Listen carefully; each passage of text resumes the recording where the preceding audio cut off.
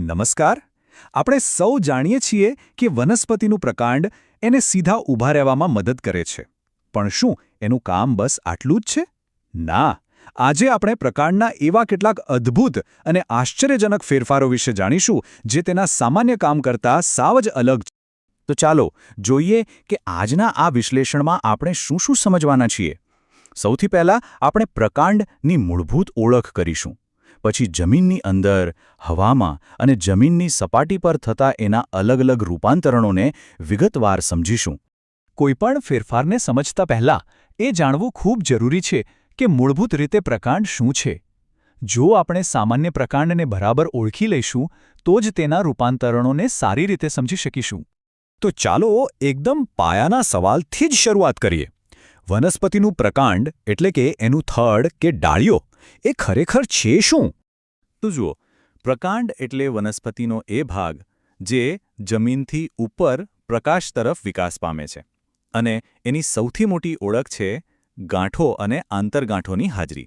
ગાંઠ એ જગ્યા છે જ્યાંથી પાંદડા, ફૂલો કે ફળ ફૂટે છે અને બે ગાંઠો વચ્ચેના ભાગને આંતરગાંઠ કહેવાય છે.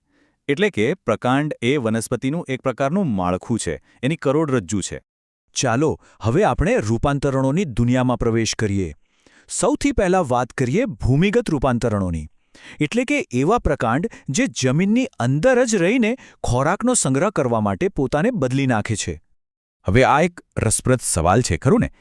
જે પ્રકાંડનું કામ જ ઉપર પ્રકાશ તરફ જવાનું છે, એ જમીનની નીચે ખોરાક કેવી રીતે સંગ્રહી શકે?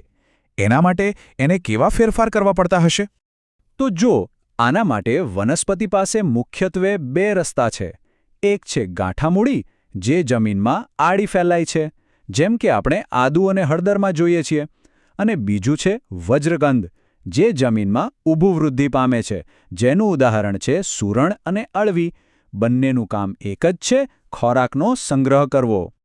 ચાલો હવે જમીનની ઉપર આવીએ અને વાત કરીએ હવાઈ રૂપાંતરણોની. અહીંના પડકારો સાવ અલગ છે.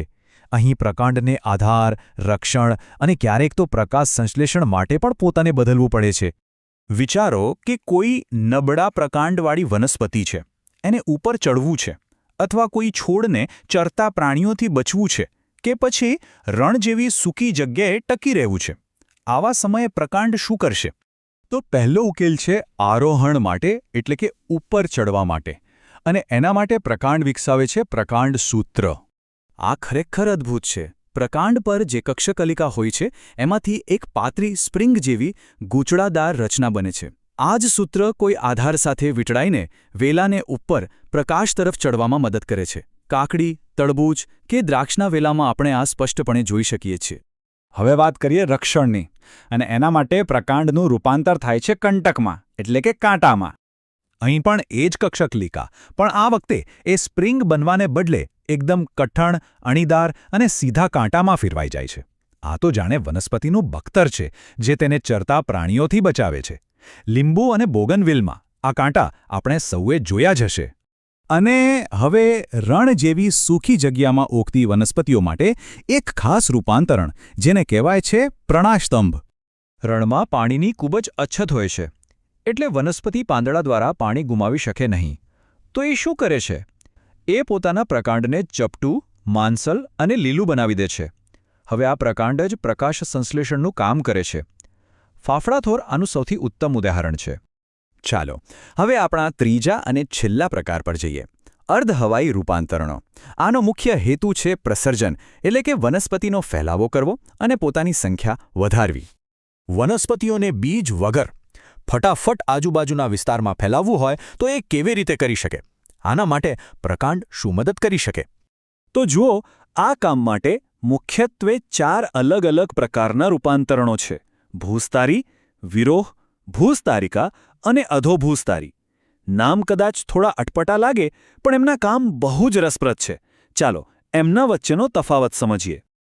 આ સ્લાઇડ ખૂબ જ મહત્વની છે, કારણ કે આ ચારેય પ્રકારો વચ્ચે જે નાનો ભેદ છે તે અહીં એકદમ સ્પષ્ટ થઈ જશે. તો ધ્યાનથી જુઓ. ભૂસ્તારી, જે આપણને ઘાસમાં જોવા મળે છે, એ પ્રકાંડના તળિયેથી નીકળીને જમીન પર સમાંતર ફેલાય છે, જ્યારે વિરોહ, જેમ કે ફુદીનામાં, એ પણ નીચેથી જ નીકળે, પણ પહેલાં થોડું ઉપર જઈને કમાન બનાવીને પછી જમીનને અડે છે. ભૂસ્તરિકા તો ખાસ પાણીમાં રહેતી વનસ્પતિઓ જેમ કે જળશૃંખલામાં જ હોય છે, અને અધોભૂસ્તારી જે ગુલાબ કે કીળમાં હોય છે એ તો જમીનની અંદર રહેલા પ્રકાંડમાંથી ત્રાંસી રીતે બહાર આવે છે. જોયું, ચારેયનો હેતુ એક જ છે, ફેલાવવાનો, પણ રીત કેટલી અલગ અલગ છે. તો આટલું બધું જાણ્યા પછી હવે એક કામ કરવાનું છે. હવે જ્યારે પણ બગીચામાં કે ખેતરમાં જવાનું થાય ત્યારે આજુબાજુની વનસ્પતિઓને જરા ધ્યાનથી જોજો. શું તમે આમાંથી કોઈ રૂપાંતરણને ઓળખી શકો છો? પ્રકૃતિની આ અદ્ભુત એન્જિનિયરિંગને શોધવાનો પ્રયત્ન જરૂર કરજો.